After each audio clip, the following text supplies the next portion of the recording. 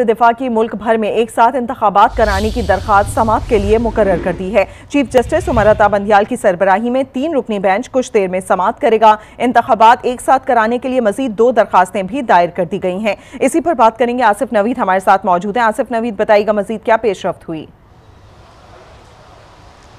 देखिए, इस वक्त जो वज़ारत दिफा की जानिब से मुल्क भर में इंतखाबात एक रोज़ कराने के हवाले से दरख्वास्त दायर की थी, उसे इस्लामाबाद जो सुप्रीम कोर्ट है उसने समाअत के लिए मंजूर कर लिया। 2 बजे का वक्त मुकर्रर किया गया था। इस हवाले से कॉज लिस्ट भी जारी कर दी गई है। चीफ जस्टिस की सरबराही में 3 रुकनी बेंच अब से कुछ ही देर में समाअत का बाकायदा आगाज़ करेगा। अदालती अमले ने कमरा अदालत में नंबर 1 में जो है वो पहुँच गया है और 3 जजेस की जो है कुर्सियाँ भी लगा दी हैं, माइक चेक किए जा रहे हैं और दीगर इंतजाम को हतमी शक्ल दी जा रही है और अब से कुछ ही देर में इस अहम तरीन दरख्वास्त पर समाअत होगी। इसके अलावा जिस तरह कि आपने कहा कि 2 और भी शहरियों की जानिब से भी दरख्वास्तें आई हैं, उन दरख्वास्तों को भी देखा जाएगा। लेकिन जो आज समाअत के लिए मंजूर हुई है वो वज़ारत दिफा की दरख्वास्त थी जो गुज़श्ता दायर की गई थी और इसमें जो है मुल्क भर में जो इंतखाबात हैं वो एक ही रोज़ में कराने की सदा की गई थी। उसी हवाले से अब ये अहम तरीन समाअत होगी। चीफ जस्टिस की सरबराही में 3 रुकनी बेंच समाअत करेगा और उसमें यकीनन जो है वो इस हवाले से अगला लाएअमल तय होगा। और कभी इम्कान ये है कि आज ही अगर नोटिस होते हैं तो आज ही